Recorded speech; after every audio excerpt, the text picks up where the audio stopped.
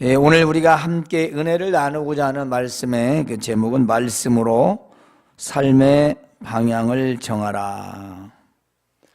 우린 여러 생각과 그리고 판단에 의해서 우리가 살아가는 삶의 방향을 정합니다. 때로는 다른 사람에게 물어서 또는 지식에 의존하여 또 어떤 롤모델을 통해서 인생의 방향을 정하기도 합니다. 하지만 사람은 자기 마음에 좋아하는 것을 따라하거나 아니면 좋아하는 사람의 말을 잘 들어주지요. 그러므로 사람은 누구를 만나느냐에 따라 때론 인생이 달라지기도 합니다. 그래서 친구 따라 강남 간다라는 말도 생긴 것 같습니다. 그런데 사람은 언제나 실수할 수 있고 또 실수를 합니다. 그래서 우리가 사람의 말을 듣고 삶의 방향을 정하기 쉽지 않은 거지요. 지금 나에게 무엇이 좋은지는 다 잘 생각합니다.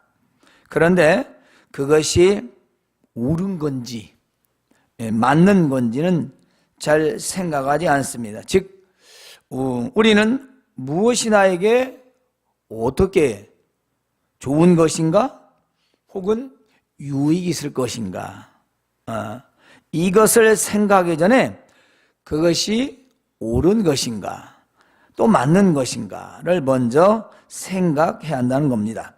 오늘 말씀의 제목을 바로 말씀으로 삶의 방향을 정하는 자 정하라 이렇게 하였습니다. 세상 사람들은 그 삶의 방향을 자기 생각에서 좋을 대로 정하고 삽니다. 그런데 우리 신앙인들도 상당히 많은 성도들이 그런 생활을 하고 살아가고 있지요. 그래서 오늘 우리는 오늘 내 삶의 방향을 어떻게 정하는지 점검해 보고자 합니다. 본문 말씀에서 주의 법을 사랑하는 자라는 말씀이 있습니다. 이 주의 법이라는 건 앞뒤 164, 165, 166, 167까지를 보면은 대략 4가지로 나와 있어요. 규례, 계명, 증거, 법도 이걸 다 합쳐서 율법이라고 합니다. 율법. 우리 사람이 이 땅에서 살아가면서 하나님을 섬기는 것과 이웃들의 관계, 즉 현대어로 말하자면 하나님을 섬기는 제사법과 그리고 이 땅에서 민형사상의 모든 법들, 그리고 우리가 사람과의 사람 사이뿐만 아니라 사람과 이 우주 만물의 관계까지도 다 말씀하시는 거죠. 즉 이걸 통틀어서 하나님의 말씀이라고 할 수 있습니다. 그러니까 이 본문에서 주의 법이라 하는 것은 하나님의 모든 말씀인 신구약 성경을 말한다 그렇습니다. 그래서 이 주의 법이라는 것은 하나님의 백성으로서 듣고 지켜 준행해야 할 하나님의 모든 말씀이다 그렇습니다. 하나님의 모든 말씀. 그래서 하나님 말씀으로 삶의 방향을 정하는 자, 즉 하나님의 법인 하나님의 말씀을 사랑하는 자에게는 즉 어떠한 대가가 있는 건가? 우리가 좋아하는 대로 어떤 복이 있을 것인가? 자, 하나님 말씀을 사랑하는 자는 즉 하나님 말씀에 순종하는 사람입니다. 그리고 하나님의 법을 사랑하는 자는 하나님 말씀에 붙잡혀서 사는 사람을 말합니다. 하나님의 법을 사랑하는 자, 하나님의 말씀을 사랑하는 자는 곧 하나님의 말씀으로 자기 삶의 방향을 정하며 사는 사람을 말합니다. 여러분이 좋아하고 존경하는 누군가가 조언을 해주면 어떻습니까? 잘 듣잖아요. 여러분은 하나님을 어떻게 생각하십니까? 여러분이 친하게 잘 지내는 절친,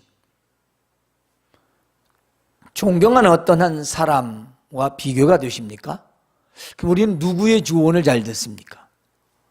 누구의 말을 우리는 듣고 선택하며 사는가? 사실 이건 굉장히 중요한 건데요. 사람들은 이걸 중요하게 생각하지 않습니다. 그냥 습관처럼 생각합니다. 내가 예배당에 다니니까, 내가 교회 나가니까, 내가 예수를 믿으니까, 우리 엄마 아빠가 믿으니까 그냥 교회는 좋은 곳이야. 좋은 말씀이지. 내가 그건 듣고 보니 잘못했네. 앞으로는 잘해야겠네. 이 정도 훌륭한 사람이에요. 하나님 말씀? 누가 다 그렇게 지키고 살겠어? 이렇게 치부합니다. 그런데요, 우리가 하나님 말씀에 순종하는 자, 하나님 법을 사랑하는 자, 예수님은 여기에 대해서 두 가지의 사람으로 말씀하셨습니다. 하나는 반석 위에 집을 짓는 자요, 하나는 모래 위에 집을 짓는 자라. 이렇게 예를 들어서 말씀하셨습니다. 여러분이 집을 건축한다면 기초가 반석인 곳에 집을 짓겠습니까? 기초가 모래 위인데 집을 짓겠습니까? 물어보는 제가 참 바보 같죠. 여러분은 어떤 장소를 선택하겠냐고 묻는 사람에게 바보 같은 질문이라고 하실 겁니다. 모두 다 당연히 마땅히 반석 위에 집을 지어야지요 라고 대답하실 것입니다. 그런데 예수님께서는 이 반석 위에 집을 짓는 사람, 그 사람이 어떤 사람이냐면 내가 하는 내 말을 듣고 그대로 행하는 자가 바로 반석 위에 집을 짓는 사람이다. 그 사람은 비가 오고 바람이 불고 창수가 나도 무너지지 않는다. 그런데 내가 하는 내 말을 듣기는 듣지만 가서 그대로 행하지 않는 자는 모래 위에 집을 짓는 자와 같다. 그래서 비가 오고 바람이 불고 창수가 나면 그 집은 무너져서 흔적조차 없게 된다 라고 말씀하셨습니다. 여러분, 우리의 신앙생활에서 가장 중요한 것은 반석 위에 집을 짓는 자와 같아야 한다는 것입니다. 이 말씀은 하나님 말씀을 듣고 그대로 순종하여 행동으로 옮겨야 한다는 뜻입니다. 과연 우리는 하나님의 말씀을 들을 때 삶에서 어떻게 적용하고 있는가? 말씀대로 방향을 정하고 살아가고 있는가? 방향을 정한다는 것은 하나님을 우선순위요, 하나님의 말씀을 우선순위 되는 생활을 말하는 것입니다.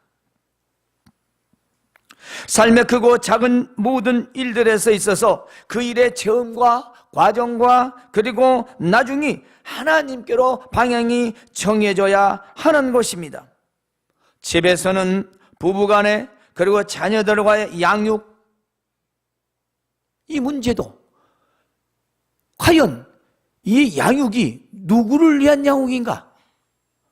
내 욕심을 채우기 위해서 자식의 대리만족을 위해서 요구하는 것인지, 하나님의 뜻을 쫓아 살게 하고 자라게 하는 것인지, 남에게 보이려고 하는 것인지, 기죽기 싫어서 하는 것인지 우리는 생각해 봐야 합니다. 뿐만이 아닙니다. 우리 청년들은 결혼, 상대가 누군지, 내가 누구를 선택해야 할 것인지, 내가 왜 결혼을 해야 하는 것인지, 내가 결혼해서 어떤 계획으로 누구를 위해 살아갈 것인지. 직장 또한 마찬가지입니다. 내가 이 직장을 들어가는 이유가 무엇인지, 어떤 직장을 선택해야 하는 것인지, 누구를 위한 직장인 것인지, 어떻게 할 것인지, 이외에도 여러 계획들을 우리는 하나님께로 방향을 정해야 한다는 것입니다. 만일 여러분이 시작부터 그 방향을 정하지 않으면 나중에는 걷잡을 수 없는 결과를 가져오게 되고요, 무너짐이 크게 심한 모래 위에 바로 집을 짓는 결과를 가져오게 되는 것입니다.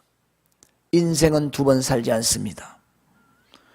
여러분, 우리네 3대째 유명한 우리 한국의 대통령도 가는 식당 사장님께서 53살인데 개에 물려서 사흘 만에 죽었어요. 돈이 없어 죽었습니까? 그것도 친하게 지낸 옆집. 개가 목줄을, 이 불독을 목줄을 매지 않아가지고 베란다에서 엘리베이터에서 나오자마자 콱 달려들어 물었는데 병원을 바로 갔습니다만 폐혈증으로 사망했어요.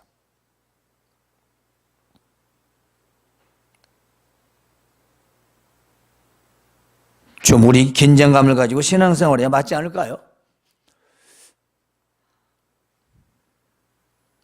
우리 하나님 말씀을 듣는데 건성 그냥 주일 예배 때운식 나가서는 내 맘대로, 그러면 우리는 계속해서 말씀을 듣기는 듣지만 우리는 행하지 않기 때문에 이미 예고된 불행을 막지 못하고 그냥 당하게 되는 겁니다.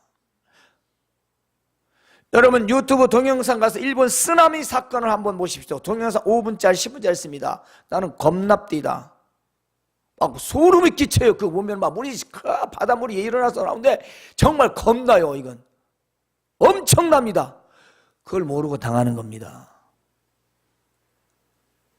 물론 다 비상방송회가 다 피했더라고요.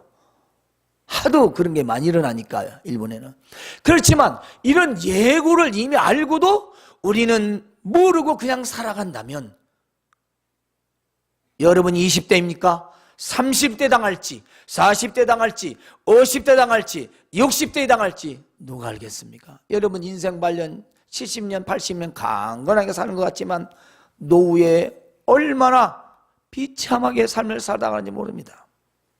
저희 병이 이제 예수병의 응급실에 계시다가 장례식장까지 준비를 했는데 또 돈빨인지 약빨인지 의사빨인지 죄송합니다. 아무튼 하나님이 살려주셔서 이제 좀 더 연명하게 돼서 일반 병실로 옮겼다가 요양병원으로 갔어요.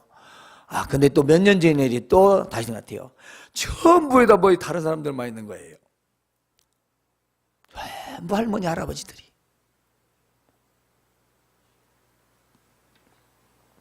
여러분 인생이 자신만만하면 장례식장하고 요양병원 중환자실 한번 가보십시오. 우리가 내일 일을 그렇게 장담하면서 지금 하나님 말씀을 이리 듣고 이리 흘러버리고 우리가 살아야 할 존재들인가? 만일 비가 오는데 모래 위에 집을 지을 사람이 있을까요? 여러분, 그럴 사람 세상에 아무도 없습니다. 그런데 왜 세상 사람들은 모래 위에 집을 지을까요? 지금 비가 오지 않으니까, 내 인생이 아무렇지 않으니까, 현재가 괜찮으니까 우리는 자꾸 모래 위에 집을 쌓고 있는 거예요. 짓고 있는 거예요. 때문에 오늘 현실이 내 현재가 괜찮다고 하니까 반석이나 모래 위나 심각하게 생각하지 않는다는 것입니다. 바로 이것이 문제입니다. 이게 문제예요. 지금 아무 일 없으니 괜찮다는 것은 모래 위에 집을 짓는 사람이며 말씀의 방향을 정하지 않는 사람입니다. 비가 와봐야 알지요. 폭풍이 불고 홍수가 나봐야 아이고 내가 집을 왜 그때 모래 위에 지었을까? 그때 하나님 말씀을 내가 좀 듣고 열심히 믿음 생활 잘하고 신실하게 하고 기도 생활하고 내가 준비했더라면 이미 집은 다 휩쓸려가고 흔적조차 없습니다. 그런데 이걸 예고해줘도 방송 날씨 예고는 믿으면서 하나님의 말씀은 우리가 건성으로 듣는 습관이 있다는 것입니다.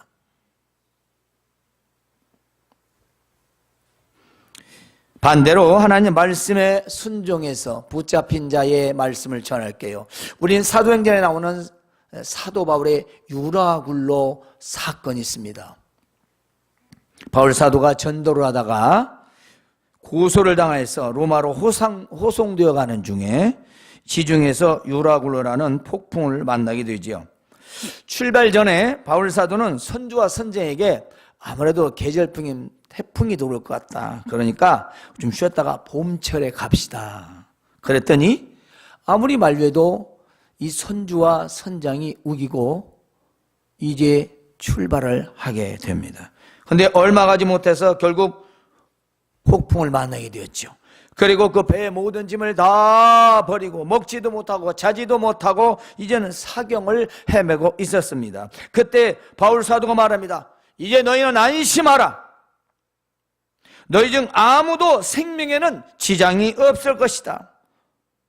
그리고 배는 부서지게 될 것이다. 내가 섬기는 하나님의 사자가 어젯밤에 내 곁에 서서 이렇게 말씀하셨다. 바울아, 두려워하지 말라. 네가 가이사 앞에 서야 하겠고 또 하나님께서 너와 함께 항해하는 자들 다 네게 주셨다라고 말씀하셨어요. 여러분 안심하십시오. 나는 하나님께서 내게 말씀하신 그대로 되리라 믿습니다. 그리고 그 말씀을 붙잡고 배에 있는 사람들을 안심시키고 살 수 있다는 소망을 주었던 것입니다. 결국 그 말씀대로 배는 파선해 있지만 배에 탔던 276명 모두 다 안전하게 살아남았던 사건입니다.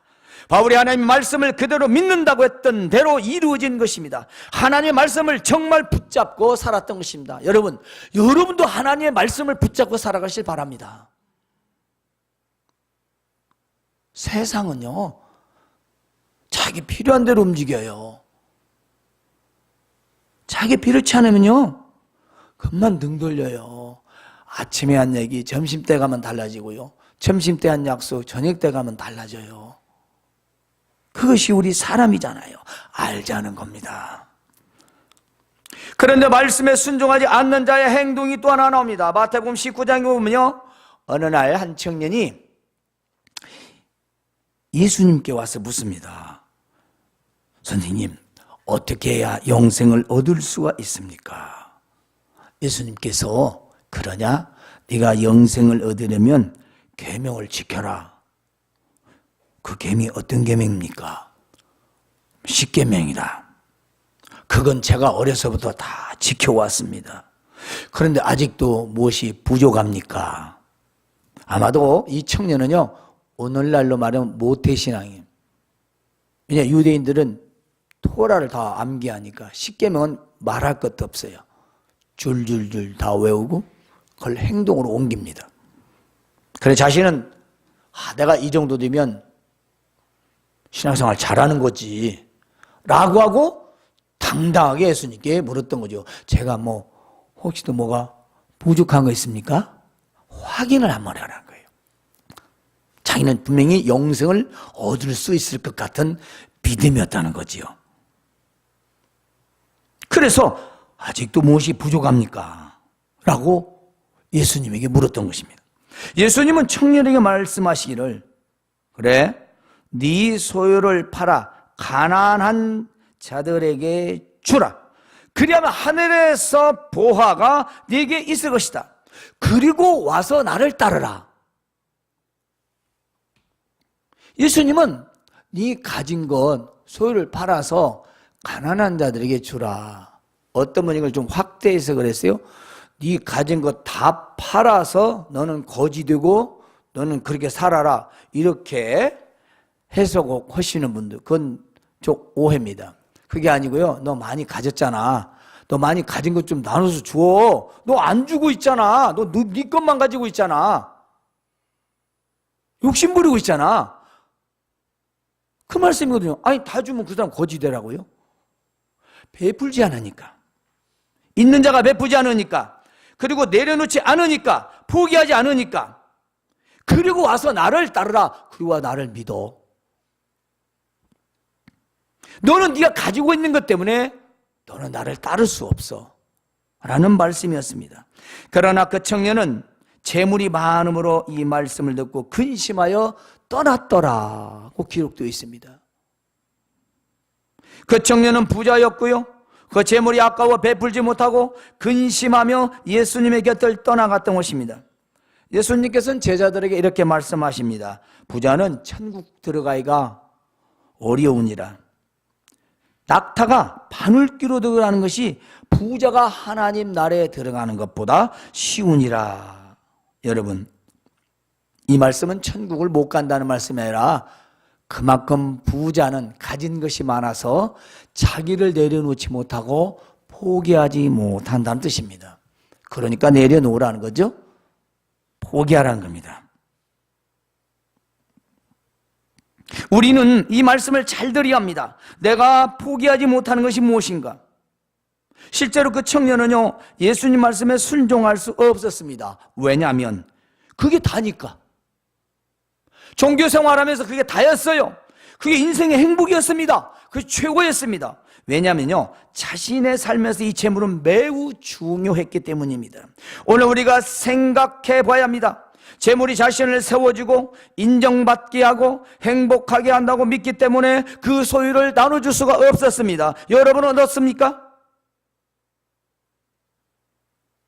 여러분이 마음속에. 우리는요, 좀 더 고민하고 깊이 생각할 문제가 있습니다. 믿음에, 예수님을 믿는데 내 믿음 생활에 걸림이 되는 나의 소유를 포기하지 않는다면 예수님을 진실로 믿을 수가 없습니다. 또한 구원에 이를 수가 없습니다. 왜냐? 예수님의 말씀을 듣지만 진실로 따르지 않기 때문입니다. 오늘날 허울 좋은 얘기를 많이 합니다. 말씀도 아닙니다. 교회에 나오기만 하면 구원받는다. 그건 거짓말입니다. 예수님을 진짜로 믿어야 합니다. 여러분, 연애만 해보시고 남 좋아만 해보십시오. 오라고 하면 오고 가라면 가고 만나면 죽고 못 살고 얼마든지 지의 말을 들어줍니다. 왜 근데 나를 위해 죽으신 예수님의 말씀은 우리가 안 듣는 겁니까? 그렇잖아요. 왜 이 우주만을 창조하시고 우리의 영원한 아버지이신 하나님의 말씀은 우리가 왜 안 듣는 거지요? 도대체 무슨 관계인가요? 그렇습니다. 그러니까 예수님 말씀을 듣지만 이 부자 청년처럼 하기는 싫은 거지요. 떠났습니다. 오기 싫습니다. 하기 싫습니다. 얼마나 많은 종교인들이 이 땅에 있는지 모릅니다. 이제 우리는 하나님 말씀으로 방향을 정하는 데 복이 있습니다. 그렇습니다. 우리가 세상에서 믿음 생활하면서 힘들고 어려운 것 같지만요, 우리가 하나님 말씀에 온전히 올인하고 순종하고 살면요, 이런 복이 있습니다. 딱 두 가지입니다. 먼저 삶의 큰 평안이 있습니다. 삶의 평안. 이 삶의 큰 평안이라는 단어는 우리 한국말이지만요, 원어에는요 수아롬이라는 뜻입니다. 수아롬이라는 단어인데 이 수아롬이라는 말은 뭐냐면 안전, 건강, 행복, 평화, 번영. 야, 우리가 좋아하는 인생 행복 조건은 다 들어있습니다. 다 들어있습니다. 이 큰 평화라는 말이 뭐냐면요, 안전, 건강, 행복, 평화, 번영. 여러분, 우리가 돈 많은데 불안해 보십시오. 지금 부자 사람들은 불안해요. 우리는 편해요. 없으니까. 지금 가진 사람들은요 불안해요. 전쟁 나면은 그 많은 것 가지고 어떻게 하겠어. 못 사는데. 없는 사람은 전쟁이 나든지 뭐 안 나든지 가진 거 없으니까 아마 이렇게 생각하는 사람도 많이 있을 거예요. 그렇습니다. 그래 돈이 많아요? 건강하지 못해 보세요. 얼마나 그렇습니까? 또 우리가 돈도 있고 건강 안전한데 행복하지 못해요. 기쁨이 없어요. 그럼 뭔 재미가 있겠어요, 인생이요? 그렇습니다. 그런데 시끄러요. 평화가 없어요. 날마다 티격태격 싸우고 그렇게 살아갑니다. 그게 뭔 재미가 있겠어요? 근데 못 살아요. 이게 도대체 뭔가는 항상 부족하게 돼 있는데 하나님 말씀을 그대로 내가 적용하면서 그 말씀을 따라 계획하고 그 말씀으로 방향을 맞춰 살면 삶에 큰 평안이 있다는 것입니다. 그래서 이 말의 원뜻은요, 하나님과 평화 언약을 맺다라는 단어에서 시작되었어요. 그러니까 큰 평안을 준다라는 말은 하나님과 평화 언약을 맺었다 이 말씀입니다. 물론 우리는 그리스도 예수님으로 말미암아 우리는 평화의 언약을 맺었지요. 즉 하나님과 우리가 평화의 언약을 맺었다는 것입니다. 따라서 하나님과 평화의 언약을 맺으니 이는 하나님께 지켜주시니 안전하고 하나님께 복을 주시니 우리는 잘되고 번영하며 행복하게 될 줄로 믿는 것입니다. 세상에서 법을 무시하고 지키지 않고 살면 반드시 급에 걸려서 혼이 나는 경우가 종종 있습니다. 예를 들면 교통법규를 처음에는 눈치를 보면서 위반합니다. 운전하는 사람들 대부분 다 그래요. 또 걸어다니는 사람도 맞지, 보행자도. 그런데요, 이게 좀 있으면 이제 그 요령을 피우면서 그냥 눈치껏 왔다 갔다 합니다. 그런데요, 그 요령이 언제까지일까요? 반드시 한번 걸립니다. 반드시 걸려요. 왜냐? 법이 있기 때문에. 법이 없으면 걸릴 일이 없잖아요. 법이 있으니까 지가 그렇게 요령 피고 다니다가 운전기사든 아니면 보행자든 반드시 걸리죠. 왜냐? 무시하고 다니니까. 곧 법을 준수하는 자는 스스로 평안을 누리지만 죄를 범하고 도망다닌다면 반드시 걸리게 되고 또 대가를 치러야 됩니다. 불안할 겁니다. 아마 죄를 지었다면 더 그럴 거예요. 그래도 교통법규는 잠깐이지만 우리가 범죄를 했다면 그 사람 불안해서 평안이 없을 것입니다. 왜 그럴까요? 법을 지키지 않았으니까. 이처럼 하나님의 말씀을 삶의 방향으로 정하고 산다면 하나님께서 큰 평안을 주시는 것입니다. 그래서 행복한 인생을 살아갈 수 있는 것이죠. 요한복음 14장 27절에 이렇게 기록되어 있습니다. 평안을 너희에게 끼치노니 곧 나의 평안을 너희에게 주노라. 내가 너희에게 주는 것은 세상이 주는 것과 같지 아니하니라. 너희는 마음에 근심하지도 말고 두려워하지도 말라. 여러분, 예수님이 주시는 평안은 무엇이냐? 두 가지만 말할게요. 하나는요, 폭풍 가운데에서도 두려움 없이 주무시는 모습과 그 마음입니다. 아니, 바다에서 배가 뒤집어지게 생겼는데, 난리가 났는데 거기서 주무시는 거예요. 평안히. 왜 이게 소란스럽냐? 예수님은 이와 같이 폭풍 가운데서도 주무시고 그 마음에 흔들리지 않고 오히려 제자들을 꾸짖고 폭풍과 풍랑을 잔잔케 하신 예수님의 그 모습, 그런 평안을 주신다는 것입니다. 세상이 어떠하든지 간에 우리는 흔들지 않고 아무리 힘들고 그래도 우리 마음의 평안만큼은 바로 주신다는 것입니다. 세상 사람은 그걸 얻을 수가 없어요. 살 수도 없어요. 생각도 못해요. 그러나 우리에게는 보장되어 있습니다. 하나님 말씀을 순종할 때. 또 하나는요, 죽음의 십자가에서도 흔들지 않는 모습과 마음입니다. 예수님은 십자가에서 죽지만 두려워서 벌벌 떨지는 않았습니다. 고통이 있어서 괴로워하셨지만 두려워하지는 않았습니다. 왜 그랬을까요? 예수님은 구원을 이루시는 일이었기 때문입니다. 왜 그랬을까요? 하나님 말씀에 순종했기 때문입니다. 아버지 말씀을 순종해서 고난을 받으셨기 때문에 마음이 누구보다도 평안하고 이젠 다 이루었다 하셨습니다.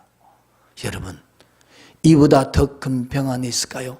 가진 거 있고 건강한 사람이 마음이 불안하고요, 행복이 없이 사는 것이 좋겠습니까? 아무리 변형을 해도 평화가 없으면 얼마나 불안합니까? 여러분, 그렇지 않습니까? 그래서 오늘 수아름이 나오는 이 삶의 큰 평안은 바로 안전과 건강과 행복 그리고 평화와 번영을 우리에게 약속하셨습니다. 누구에게? 하나님의 말씀으로 방향을 정하며 사는 자에게 말입니다.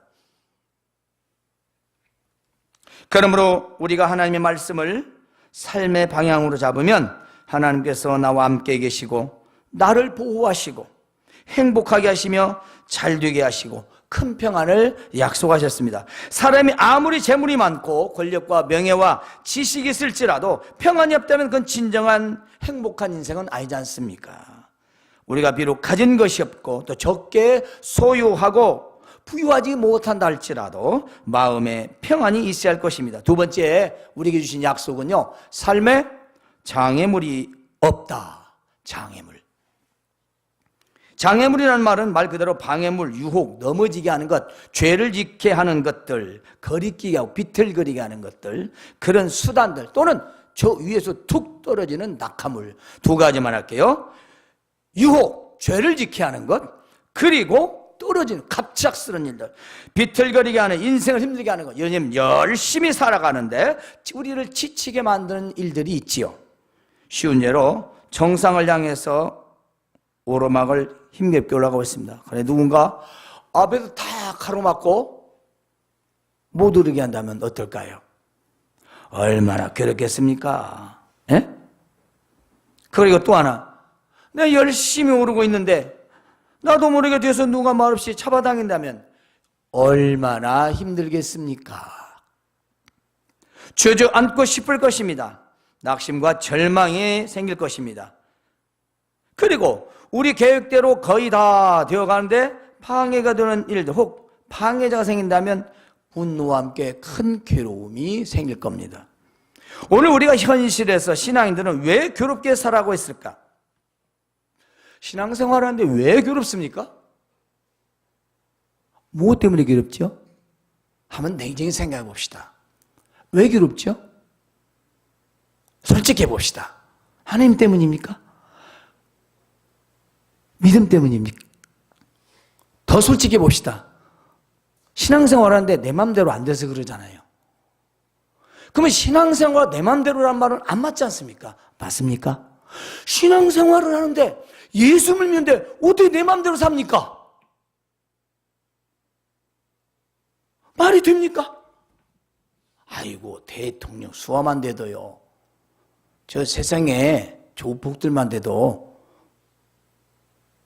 오해복 말 안 들으면 잘려요. 세상도 그래요. 그러잖아요. 그런데 우리가 예수님 믿는 사람들인다. 그렇습니다. 우리의 현실에서 왜 그런가 한번 생각해야 하는 것이죠. 물론 이 우리의 방해꾼은 바로 마귀와 사탄입니다. 이 마귀와 사탄이 우리를 너무 잘 알고 있어요. 그리고 우리를 교묘히 괴롭히는 겁니다. 마귀는요, 우리가 하나님의 말씀은 듣게 하지만 행동으로는 절대 옮기지 못하게 하는 방해꾼입니다. 하나님 말씀 듣게 해요. 근데 행동으로는 못 옮기게 해요. 야, 그냥 듣는 걸로 끝나. 네가 그렇게 어떻게 살아? 다 그렇게 믿어. 그냥 그럼 형편대로 살아. 이게 지금 마귀가 속삭여. 하나님이 그러시겠어요? 하나님께서 그래, 너 그냥 호심대로 해. 나 믿으면 됐지 뭐. 살다 보면 뭐 그럴 수 있는 거 아니냐?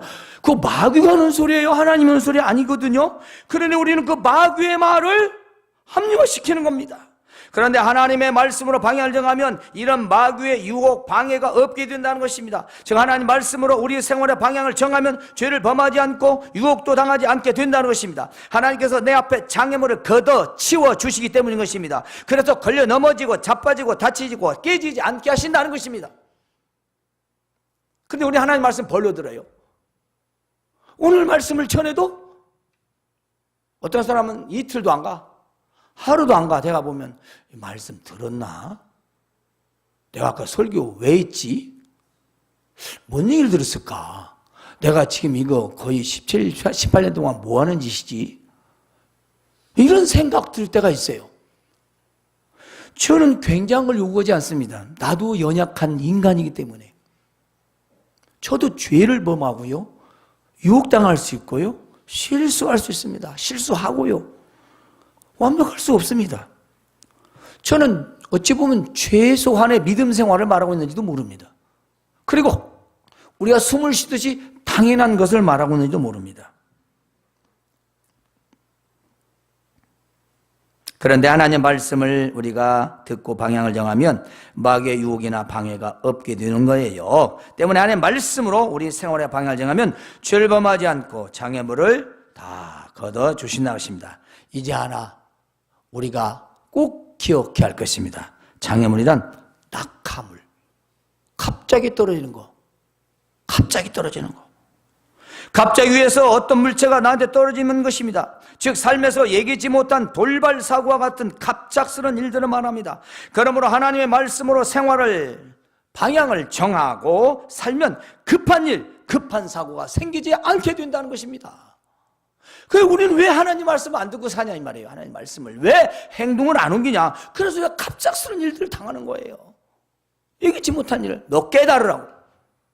우리는 전혀. 그러므로 하나님 말씀 우리 삶의 규칙으로 정하고 따르며 준행하며 살아야 합니다. 오늘 성경 말씀 세 구절을 여러분에게 전해드립니다. 이 말씀을 기억하십시오. 혹시 여러분 오늘 본문 말씀 어서 들어본 적 없습니까? 예? 오늘 165절 말씀 들어본 적도 없고 본 적도 없어요? 없어요? 예, 한 사람만 봤구만. 다른 사람은 문자 하나도 안 받네. 예, 내가 2, 3일 전에 문자로 보낸 말씀인데. 보세요. 어떤 사람 막아놨어, 아예. 다음 달에 내가 안 보내줘, 막아놓은 사람은. 시편 119편 101절에 주의 말씀을 지키려고 발을 금하여 모든 악한 길로 가지 아니하였고 119편 103절에 주의 말씀에 맛이 되게 어찌 그리 단지요 내 입에 꿀보다 더 다니다. 119편 105절에 주의 말씀은 내 발의 등이요 내 길의 빛이니라. 여러분 오늘 말씀 주의 법을 사랑하는 자에게는 큰 평안이 있으니 그들에게 장애물이 없으리다. 이 말씀이 여러분의 말씀 되시기를 주님의 이름으로 축원합니다.